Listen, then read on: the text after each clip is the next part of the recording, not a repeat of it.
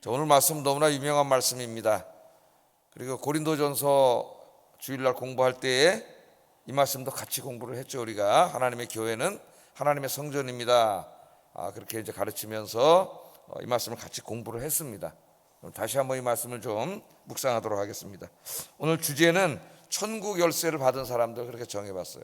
천국 열쇠를 받은 사람들. 여러분, 저 천국 열쇠 가지고 계십니까? 네? 요새는 이제 집 이렇게 번호 누르고 들어가지만은 옛날에 다 열쇠가 있어야 들어가죠. 자기 집이라도 문 잠궈 놓고 나갔다 들어와서 열쇠 없으면 못 들어가죠. 열쇠가 있어야 들어가는데, 여러분 천국에 들어가려면 천국 열쇠가 있어야 되는데, 어디 한번 좀 보여줘 보세요. 천국 열쇠. 보이지 않지만 다 가지고 계신 줄로 믿습니다. 자, 오늘 말씀은 너무나 유명한 말씀이에요. 가이사랴 빌립보 지방에서 예수님이 제자들에게 내가 누구냐라고 물어보셨을 때 베드로가 주는 그리스도시요 살아계신 하나님의 아들입니다 하고 이렇게 바르게 신앙 고백을 했죠. 그때 예수님께서 이제 이 반석 위에, 이 신앙 고백 위에 이러한 똑같이 베드로와 같이 신앙 고백을 한 사람들 위에 내가 교회를 세우겠다. 우리 예수님께서 그렇게 말씀하셨고, 그 신앙 고백을 한 사람들 위에 이제 교회가 세워져서 오늘까지 이르렀습니다. 그래서 오늘 본문을 보면은 예수님께서 이 교회에 대해서 처음으로 언급하신 말씀이에요. 이제까지는 성전인데, 예루살렘 성전이 있었기 때문에 성전 이야기를 많이 했는데, 예수님이 최초로 교회라고 하는 것에 대해서 말씀을 했습니다. 성전이 여기 있는데, 하나님을 예배하는 성전이 있는데, 예수님이 베드로의 신앙 고백을 들으시고 그러한 신앙 고백을 하는 사람들 위에다가 내가 교회를 세우시겠다고 말씀하시므로, 이제 성전과 교회는 그럼 어떤 관계에 있는가 하는 이런 문제가 발생하죠. 우리 이제 지난주에 공부를 했어요. 교회가 하나님의 성전이라고 하는 것을, 새로운 성전. 그래서 여기 이제 그 교회라는 말을 처음으로 예수님이 입으로 언급하신 그런 말씀이고, 또 예수님께서 이 교회라고 하는 단어를 최초로 사용하신 본문입니다. 에클레시아라고 하는 말. 이제 성전을 성전이라 하지 않고 교회라고 새롭게 예수님이 이렇게 말씀을 하셨어요. 오늘 본문에 보면 교회에 대해서 두 가지를 말씀하시는데, 첫째는 교회가 세워져야 하는 그 교회의 터, 고린도전서에서는 터전이라 그랬죠. 터를 닦았다 그랬잖아요. 기초, 토대, 이런 걸 말합니다. 여기에 대해서 말씀을 하셨고, 두 번째는 교회에게 주어진 권세와 사명에 대해서 우리 주님이 말씀을 하셨어요. 그래서 두 가지에 좀 초점을 맞춰가지고 오늘 아침에 잠깐 말씀을 묵상하겠습니다. 자, 가이사랴 빌립보 지방에 예수님이 이르렀어요. 가이사랴 빌립보는 이 갈릴리 바다보다도 훨씬 북쪽에 있는 저 두로와 시돈 땅 그 경계선 조금 동쪽에 있는, 그런 북쪽에 있는 이 헤롯 필립이 다스리는 그런 곳에 있는 땅입니다. 자, 이 가이사랴 빌립보 지방에 이르렀을 때 예수님이 제자들에게 질문을 합니다. 13절 보면 예수께서 빌립보 가이사랴 지방에 이르러 제자들에게 물어 이르시되 사람들이 인자를 누구라 하느냐. 첫 번째 질문은 사람들의 얘기예요. 사람들이 인자를, 나를, 인자에 대한 복잡한 신학적인 문제가 있습니다만 그냥 간단하게 예수님이라고 우리는 생각하면 큰 문제는 없겠죠. 예수님 자신을 사람들이 도대체 누구라고 생각하고 있더냐, 그렇게 물어봤어요. 예수님이 이제 오셔서 오병이어도 기적도 일으키시고, 칠병이어 기적 일으키시고, 죽은 자도 살리시고, 소경의 눈을 뜨게 하시고, 벙어리가 입을 열어 말하게 하시고, 중풍병자가 다 막 일어나서 걸어서 뛰어다니게 하시고, 안진뱅이도 일어나서 뛰어다니고, 귀신이 쫓겨나가고, 어마어마한 역사를 막 일으키셨죠.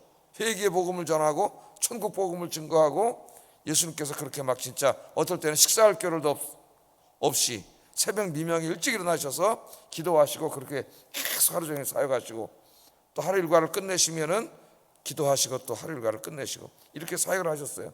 이 소문이 갈릴리 전 지역과 유대와 온 이스라엘 땅에 다 이 소문이 퍼졌습니다. 이방 땅까지. 그 사람들이 도대체 보니까 인간인데, 또 그 예수님의 고향 사람들은 저 요셉과 마리아의 아들이고 장남이고 그 형제들이 지금 다 여기 살고 있는데 도대체 이 예수가 누구냐 이거 가지고 이제 막 자기 나름대로 이제 수근수근 안 했겠습니까, 여러분? 그런 사람이 있다 그러면은 수근수근하고 예수가 누구냐 막 그러겠죠. 그 예수가 누구냐 하는 그 수근수근 거림이 지금까지도 계속되고 있어요. 지금까지도 학자라고 하는 사람들이 계속 논의하고 있다 그랬죠. 기독교 2000년 역사에 계속 신학 연구가 되어 왔는데, 신학 중에 핵심은 뭐냐면 기독론 논쟁이라 그랬죠. 예수님이 누군가, 지금도 계속 책들과 논문들과 어마어마한 것들이 쏟아져 나오고 있다고 이야기를 했습니다. 그걸 다 읽기도 힘들다. 우리가 다 영어로 돼 있고 뭐 독일어로 돼 있고, 우리가 다 이게 읽기도 어려워요. 이 책들을 다 읽고 이해하기도 어렵고. 자, 사람들이 누구를 하더냐 그랬더니 제자들이 사람들이 예수님에 대해서 생각한 것들을 전달해 줍니다. 예수님께. 14절 한번 읽어보겠습니다. 시작. 선지자 중 하나이다 그렇게 말합니다. 자, 예수님 당시에도 이 예수님에 대해서 한 가지 견해가 있었던 게 아니에요.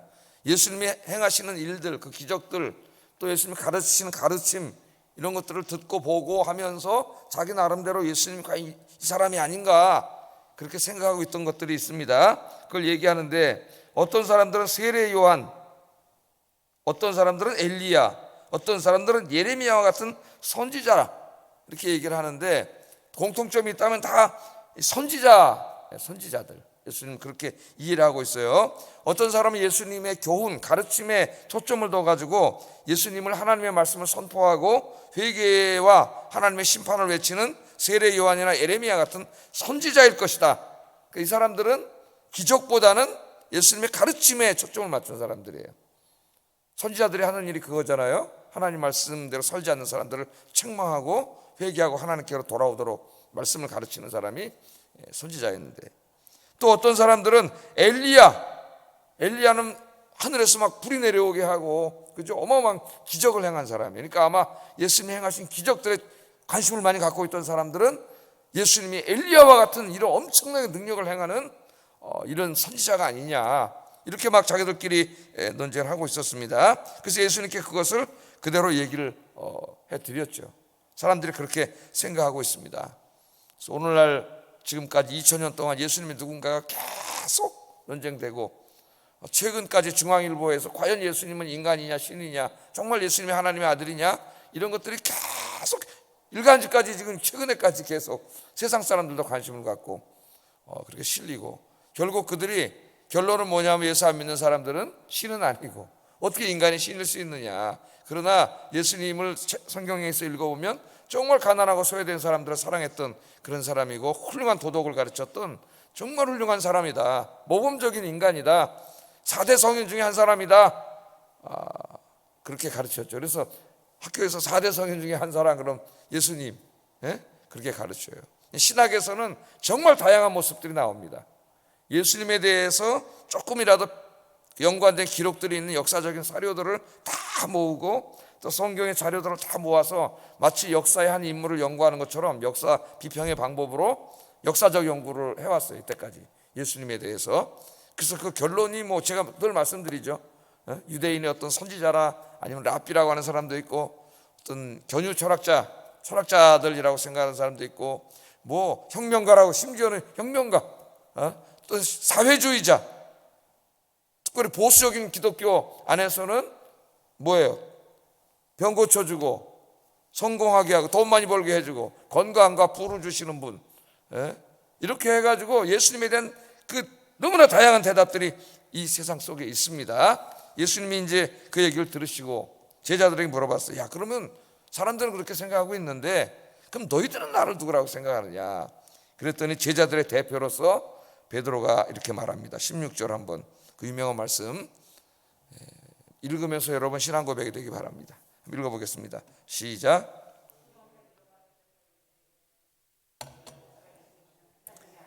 시몬 베드로가 대답하여 이르되 주는 그리스도시요 살아계신 하나님의 아들입니다. 그렇게 말했습니다. 아마 12제자도 예수님을 가장 근접해서 매일 같이 댕기던 사람들 아니에요.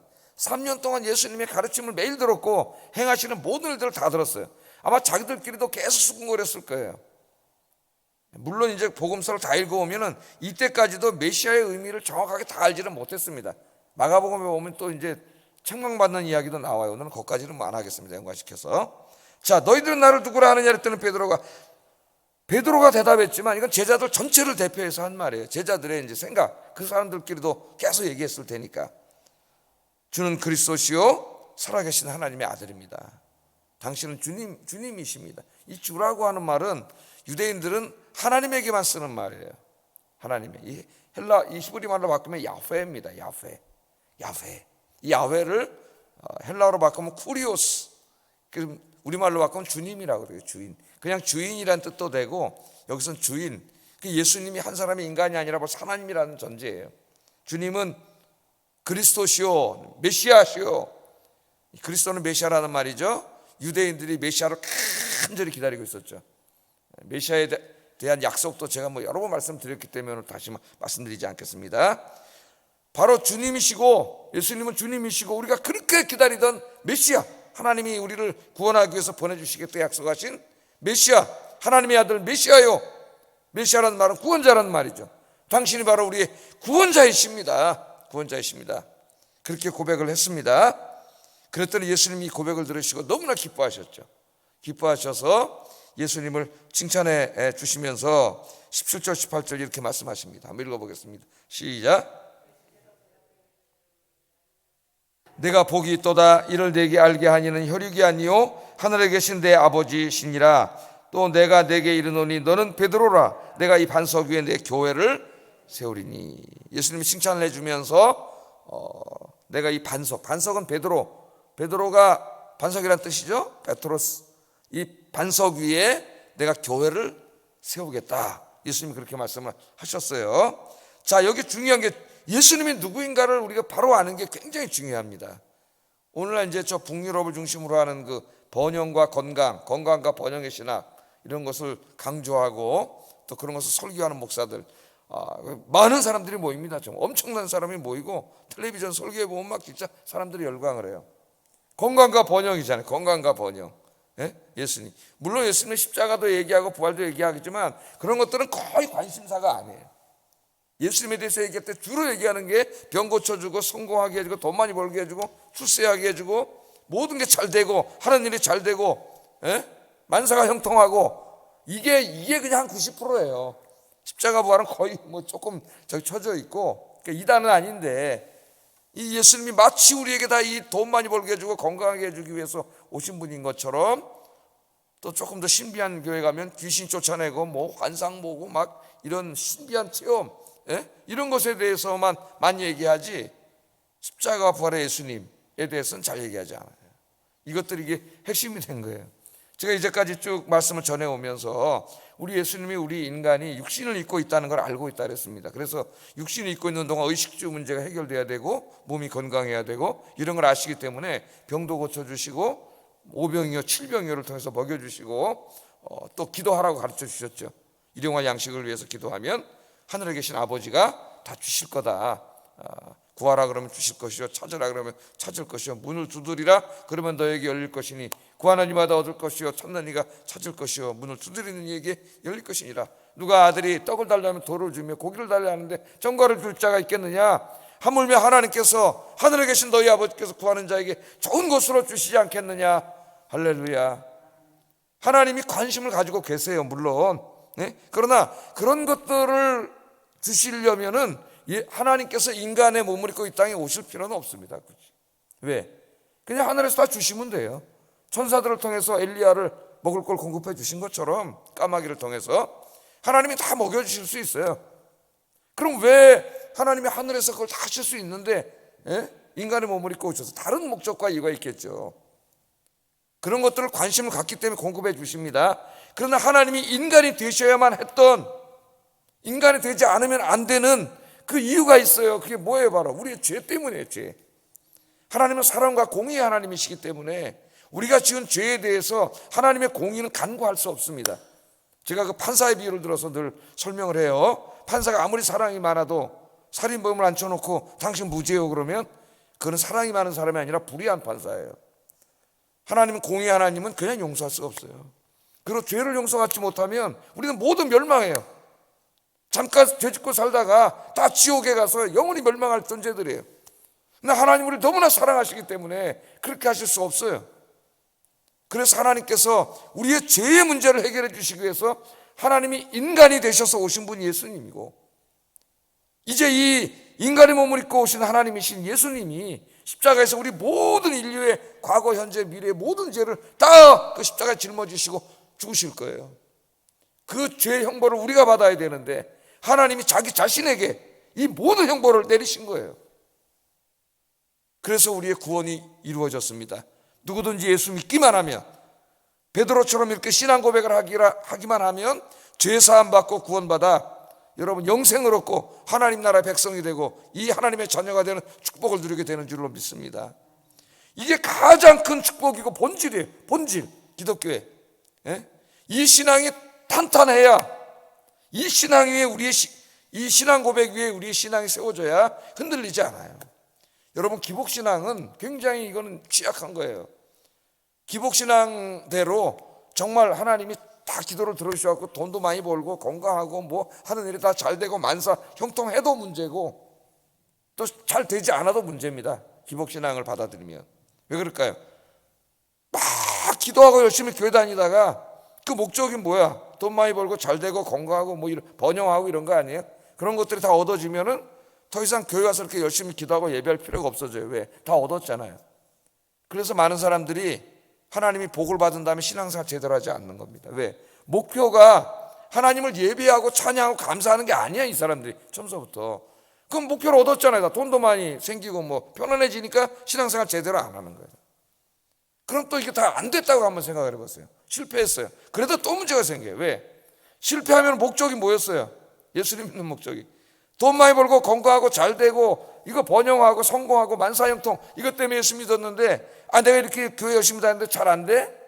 예수님 믿긴 뭐가 있어? 그걸 또 안 믿고 또 시험 들어. 다 문제예요. 그러나 정말 오늘 베드로처럼 이렇게 신앙 고백을 하고 예수님이 누구인가를 바로 알면 항상 감사한 거죠. 예? 뭐 내가 이 세상 일이 잘 될 때도 감사하고 잘 되지 않을 때도 감사하고. 왜? 나는 이미 가장 큰 복을 받은 사람이에요. 우리는 다 죄사함 받고 구원받아서 하나님의 자녀가 됐고 영생을 누리는 약속을 이미 다 받은 줄로 믿습니다. 예? 이 땅의 삶은 잠깐인데, 그러니까 이 신앙 고백 위에 우리 신앙이 세워지면은 흔들리지가 않아. 흔들리지가 않아. 힘들고 어려울 때 물론 인간이기 때문에 뭐 저 자신도 조금 인간적으로 힘들 수가 있습니다만 바로 다시 이 신앙 고백이 생각이 나기 때문에 흔들리지가 않아요. 항상 감사할 수 있어요. 그래서 첫 번째 여러분의 신앙이 바로 그것은 돈, 건강, 세상에 잘 되는 거, 성공, 번영 이런 것이 아니라 날 위해 십자가에서 죽으시고 부활하신 예수님, 그 위에 여러분의 신앙이 굳건히 세워지기를 주의 이름으로 축복합니다. 이 신앙이 세워져야 돼요. 그래야 정말 환난과 핍박이 와도 예수님을 배교하지 않고 순교하는 신앙이 될 수가 있어요. 이 신앙을 갖지 못하면 다 배교합니다. 다 배교했어요, 여러분. 기독교 역사에서 순교자도 많았지만 배교자도 엄청나게 많아요. 배교자가 더 많아요. 그 신앙이 확고히 여기 서 있지 못했기 때문에 그런 거예요. 자, 예수님이 너무나 기뻐하시면서 내가 반석 위에 교회를 세우겠다. 이 반석은 인간 베드로라기보다는 베드로의 신앙 고백, 혹은 또 다르게 말하면은 베드로와 같은 신앙 고백을 하는 사람들, 그렇게 말할 수가 있겠습니다. 교회를, 그 위에 내가 교회를 짓겠다. 교회는 뭐라 그랬어요? 사도 바울이 하나님의 성전이라 그랬죠. 새로운 성전을 짓겠다 그 말이지. 저기 성전이 있지만, 돌로 지은 성전이 있지만 내가 이제 새로운 성전을 짓겠다. 이 새로운 성전의 기초는 바로 우리를 구원하시기 위해서 십자가에 죽으시고 부활하신 예수님이고, 그 신앙 고백을 한 여러분들이 한 사람 한 사람이 이제 영적인 벽돌이 돼가지고 다 하나님의 성전을 지어져 간다 그랬죠. 그래서 우리는 벽돌이면서 동시에 일꾼이라 그랬어요. 이 성전은 주님 오시는 날까지 계속 지어져 가는 성전이에요. 성전. 이 성전은 에클레시아라 그랬다 그랬죠. 교회. 주일날 제가 가르쳐 드렸잖아요. 에클레시아는 히브리 말로 하면 카알이고, 카알은 누구라 그랬어요? 하나님께 부름받은 백성들, 하나님을 예배하기 위하여 부름받은 백성들이에요. 그래서 이제 신약 시대에는 바로 여러분이 성전이고, 여러분이 하나님의 백성이고, 여러분이 바로 하나님을 예배하는 아브라함의 자손이 된 줄로 믿습니다. 영적인 이스라엘이 된 거죠. 그래서 우리 교회는, 구원받은 사람들은 우리를 구원하신 하나님을 찬양하고 예배하는 곳이에요, 이것이. 그래서 이것이 하나님의 성령이 거하시는 하나님의 성전입니다. 성전. 하나님이 늘 임재해 계시죠. 우리 수요일 날도 그렇게 공부를 했어요. 이곳에서 늘 성령과 진리로 하나님을 예배하고 찬양하는 여러분 되시기를 주의 이름으로 축복합니다. 그리고 교회는 이 진리, 예수 그리스도가 바로 우리를 구원하시기 위해 십자가에서 죽으시고 부활하신 하나님이시라고 하는 거, 하나님의 아들이라고 하는 거, 예수 믿어야 구원받는다고 하는 이 진리, 이 유일한 진리, 구원에 이르는 유일한 길, 이 진리를 가르치고 세상에 선포하고 이 진리를 공격하는 세상에 대해서 이 진리를 지켜내는 교회가 되어야 된다. 제가 주일날 그렇게 말씀을 드렸습니다. 우리 아영교회가 그런 교회가 되기를 주의 이름으로 축복합니다. 자, 오늘 예수님은 베드로의 신앙 고백 위에 교회를 세우시겠다고 말씀을 하시면서 베드로와 제자들에게 큰 약속을, 권세와 약속이라고 할 수가 있겠어요. 그걸 주셨는데 19절입니다. 읽어보겠습니다. 시작.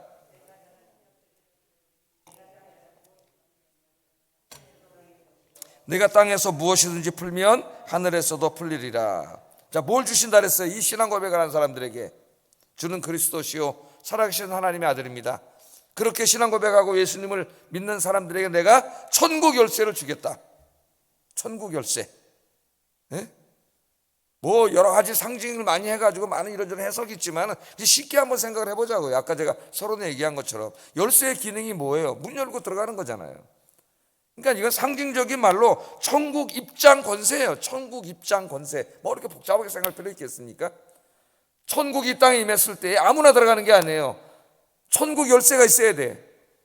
사도 바울은 이것을 또 다른 비유로 들었어요. 시민권.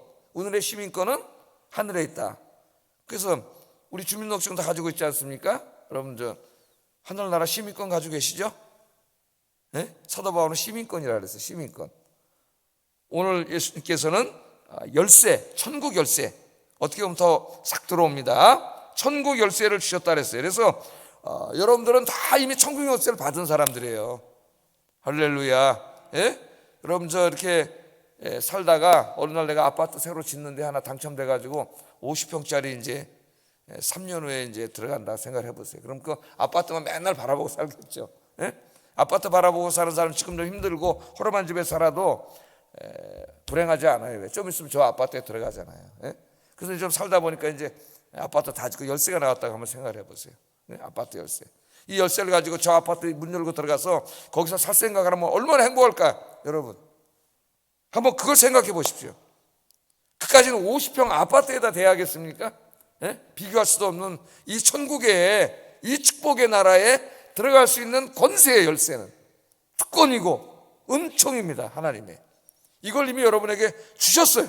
예수 믿는 사람들에게. 주는 그리스도시요 살아계신 하나님의 아들입니다. 그렇게 신앙 고백을 하고 예수 믿는 사람들에게는 이미 천국 열쇠를 주셨으니까 여러분들은 가난한 자 같으나 바울이 뭐라 그랬어요? 부요한 자요, 아무것도 없는 자 같으나 모든 것을 가진 자로다. 아멘. 항상 그 천국 열쇠 여러분 바라보면서 소망 중에 기쁨 중에 사시기를 주의 이름으로 축복합니다. 천국 열쇠의 또 하나는 뭐냐면 내가 천국에 들어갈 수 있는 권세이면서 또 동시에 다른 사람을 천국에 들어가게 할 수 있는 권세예요. 내가. 그렇다고 그 권세가 뭐 내가 가서 내 열쇠를 막 열어갖고 예수도 안 믿는 사람 막 들어가게 한다는 그런 의미는 아닙니다. 그래서 그 밑에 말씀이 있는 거예요. 내가 천국 열쇠를 내게 주리니 네가 땅에서 무엇이든지 매면 하늘에서도 매일 것이고 땅에서 풀면 하늘에서도 풀리리라. 주석을 읽어보면 이 매고 풀리는 것에 대해서 해석이 몇십 가지다. 엄청나게 다양한 의미로 사용됐어요. 이 시대에도.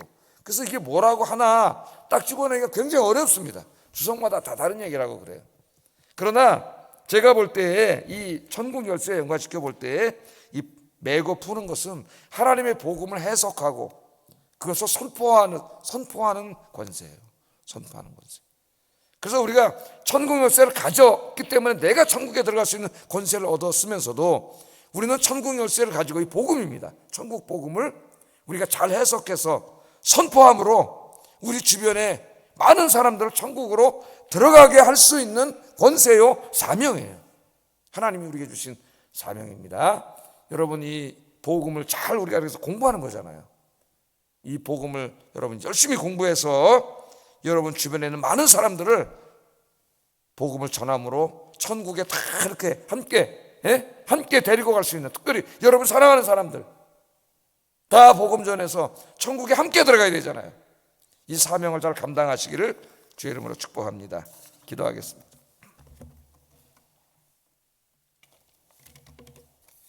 자, 우선 여러분 신앙을 위해서 기도하십시오. 여러분의 신앙이 돈 많이 벌고 건강하고 부자 되고 성공하고 잘 되고 만사형통하고 이런 기복신앙의 기초에 있으면 안 되겠습니다. 나의 신앙이 예수님을 하나님의 아들 메시아의 구원자로 믿는 신앙 고백 위에 굳건히 세워지는 그런 신앙인이 되게 해주세요.